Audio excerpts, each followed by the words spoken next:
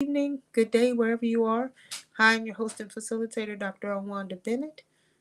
We are going live in just a moment to talk about how you can secure a promotion this year.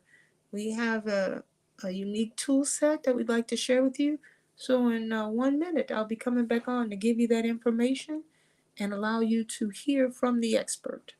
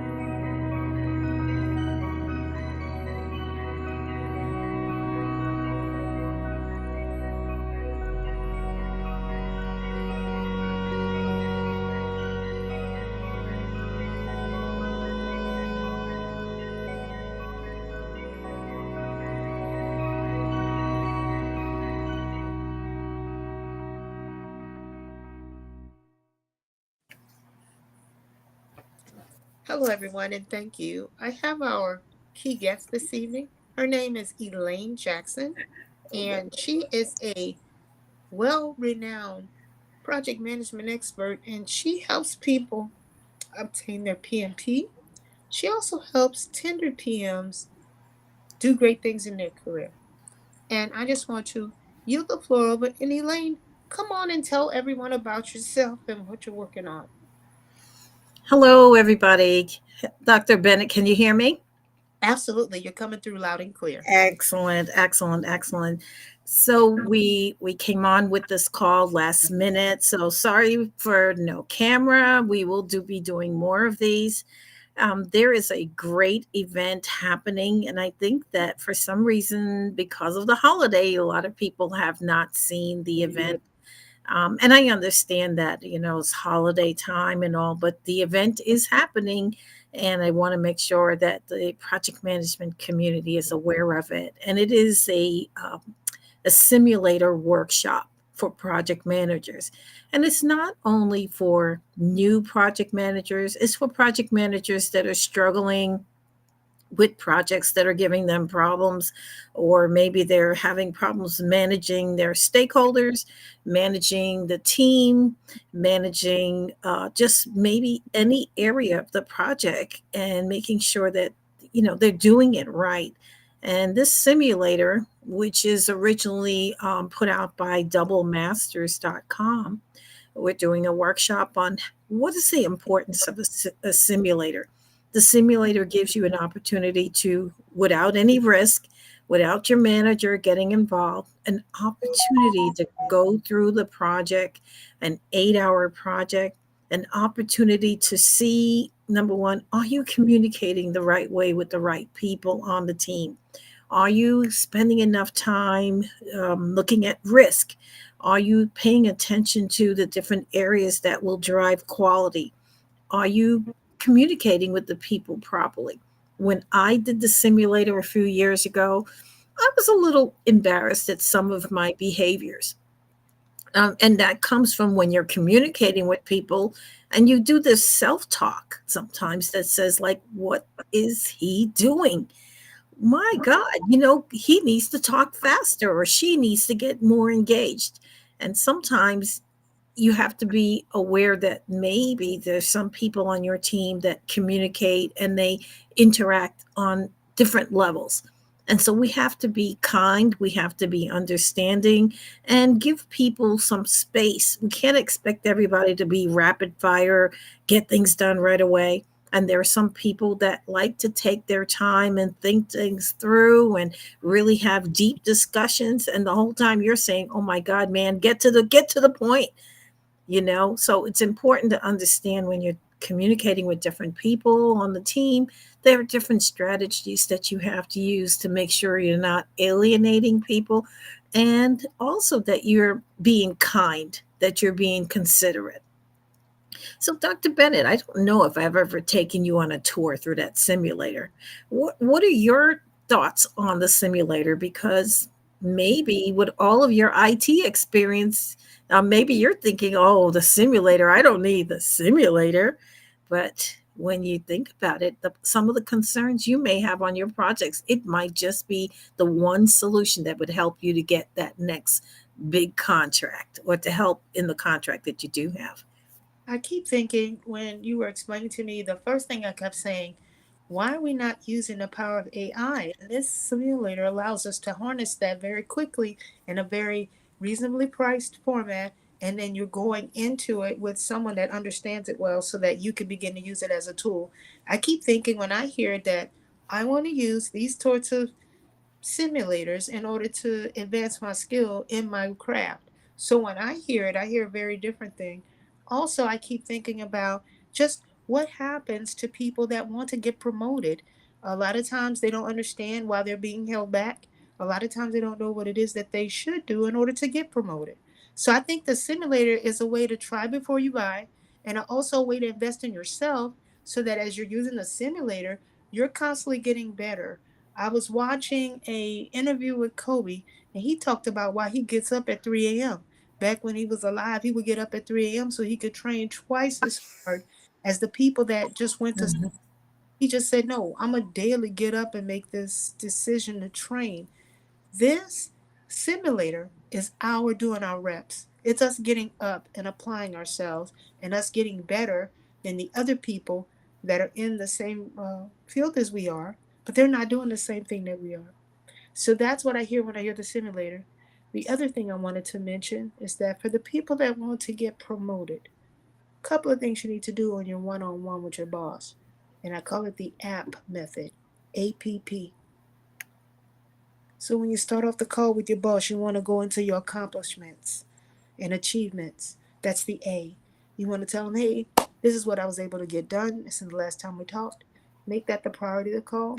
That way, at the end of the year, you could string together a number of accomplishments that you've achieved, and it'll be easier when you're writing your own performance review. The second thing is the P, and that's your plans. What you intend to do that week that's going to advance the entire team. And the last P is priority. He said, I laid out my plans for you. I tend to do 5 things.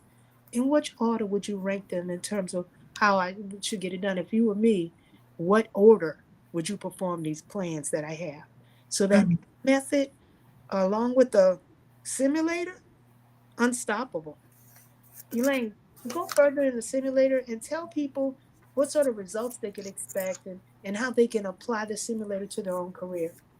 Well, what is really great about the simulator? It is intuitive because it's actually set to document what you do as you go through the project. How many times do you read a document? How long did you stay on a particular document reading it? Did you advance and answer the questions quickly, or did you answer them too quickly? So there are different exercises to do throughout the simulator. And what the simulator does at the end is create a scorecard report. This scorecard report actually goes through the whole project and tells you what you did do, you didn't do, what best practices you could have used, what tools you should have used. Maybe you should have used a WBS. Maybe you should have used a Gantt chart. Maybe you should have used, there's a lot of different tools, right, out there. And it's not going to go into like some of the more popular tools that are used right now because the bottom line, a lot of people are using different tools. So they're going to go into just the normal everyday. Did you come up with a cost breakdown structure? Did you come up with a project management plan? Did you get the charter signed? Did you speak with your stakeholders? Did you speak with your sponsor when something went wrong? Did you take initiative on your own, or did you speak with different members of the team and then come to consensus? Did you go above your boss's head? Did you not follow the protocol? So it's everything that you deal with on projects, it's going to turn around it's going to turn around and ask you that same information, and then turn around and see, are you making the right decisions at the right time, or are you skipping the steps that you need to be addressing, and it gives you corrections. So you can use this to share with your manager to justify why you may need more training. You can use this tool to say, hey, I would like to have a workshop with my team because I know that there are some areas on the team where we have some concerns. And so if you bring it up in a game, in a simulator, what happens is it doesn't become personal like you're pointing fingers at someone. You get an opportunity to say, well, this is something that I think I've seen happen. What about you, Joe? And Joe could be the weak link on the project, but Joe may say, oh, I've never seen that problem. And say, well, I think we have. And it would be a gentler and kinder way to introduce, we have problems and we need to address them. So, would you consider it a behavioral identification tool in terms of remediating certain behaviors on a project? That way, they're identified, then they're sussed out and discussed as a team, and then Mm. people are allowed to react. And if they need to reform or recharge or restore, reevaluate any of their particular ways of working. So, do you see it like supporting that, where you can identify which best practices you're avoiding or are leaning on, and then Mhm. get from there to have a really strong dialogue with your team about what it is you'd like to change about your ways of working? I don't know if I would be as strong as to say behavioral modification. I don't want to, because that opens a whole nother kind of realm of behaviors or study that doesn't really fall into the category of project management, right? Even though it should. So I wouldn't say that it's behavioral correction, but it's like saying process improvement. How can we do better? Instead of saying, when you say behavior, that means somebody's misbehaving or not behaving. So that almost leads to pointing fingers, you're not doing, rather than saying process improvement. I think what you're thinking that it should be, um, you're thinking that it is behavioral. Because it's a pattern, because we're identifying patterns of performance, right? And you said process improvement, and you can't change a process if you don't change your behavior. Right. But if somebody They told go you you together. need to, if somebody told you you need, we need to adjust the process, and then someone else said your behavior needs to change, you would feel it differently. Well, You you but feel it let me ask differently, it to and you. Let me ask it mhm. to you like a project manager would. If I consistently do not meet the deadline that I've agreed to, and I don't keep my promise, and I don't hit the target that I gave you my word that I would, what would you like me to change about what I've done?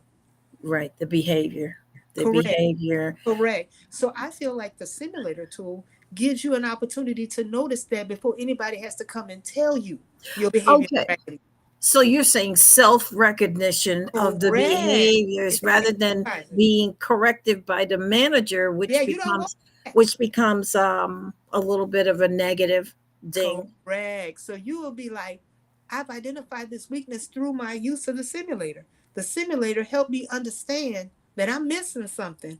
That's why I need to get stronger.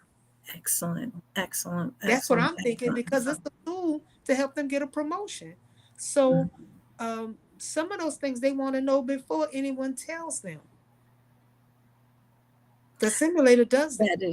That is true. That is true. It is like a silver bullet for that particular thing. Because if you can't get promoted, you don't understand why, then you need the simulator to help you understand what you're missing.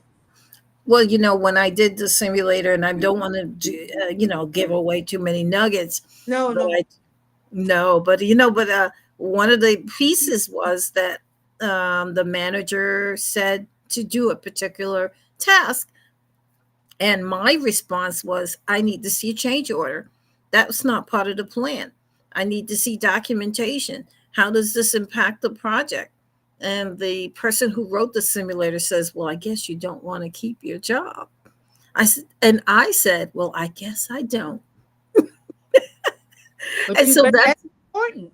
That's a choice. That's a choice. When something is not going right, are you willing to stand up against the forces that be and say, speak your mind, even though you might be told, get your stuff, bring in your laptop, it's over. I had that Most a gentleman that I truly respected this year. I watched him walk away and I was like, oh no. He was very resolute. He was firm. He was strong in his convictions. He was telling the truth and doing it the right way. But the management was out of agreement and he is no longer with us. it's hard, it's a hard choice to make, and most people opt for just keeping their mouth shut because they have kids in school, they have a mortgage to pay, they have family bills, they may be taking care of their mother in a nursing home. There's a whole slew of reasons why people opt to keep their mouth shut when something goes wrong on the project and they know they should speak up. Well, That's a whole nother animal. yeah, let's speak up about this promotion though. What things inside the simulator can help a person get promoted? Because that's the key thing. They just want to know, how do I move up from the level I am to the next Right. level that's available? And I'm going to give you the last word. Tell me what we need to know so we can show up to the Epic Achievers. This simulator will give the project manager, whether they're new or they're experienced, an opportunity to test out, what would I do under these circumstances, what are my options. On a real project you may have to run and get things done really quick. Here at the simulator you can stop it, think about it, maybe do some research, and then come up with a decision as to, yeah, I think this is the best thing to do, or even call a friend. So what the simulator will do for you in the long and short of it is to give you options that you may not have had time to think of in real life. In real life, and the pressure is there and manager says blah blah blah on the project, you got to come up with, and if you don't know your stuff as a project manager, you don't know what came before, what came after, what's the best tool to use, what's the worst tool to use, what has happened before in similar projects. You need to come with those case studies, and that's why project managers are failing. Some of them don't have those case studies. They don't have that back experience to fall back on and say, well, when I did this project before, or I did the research, and this kind of project tends to have this kind of problem given the circumstances.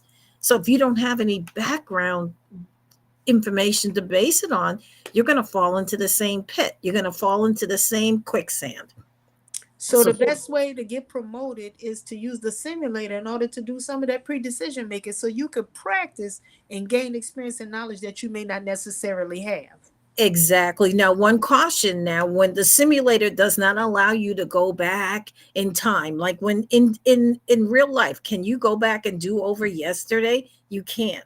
You can only go on from where you are now and move forward. So the thing is, make your decisions, but learn from them and use it as corrective behavior. Maybe create some sort of a flow sheet for yourself in project management to, under the certain practices. Most people keep their PMBOK in their office or on their smartphone or on in their tablet, some way that they can access different resources. So having access to resources is what is the key to getting those promotions.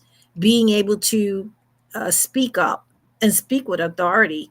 If you can't speak up and speak the information, if you don't know anything, that's a problem. You've got to build up the knowledge, and once you know it, you need to be able to speak it as if it is so, and be able to help the team to be successful. Show yourself as adding value on the project.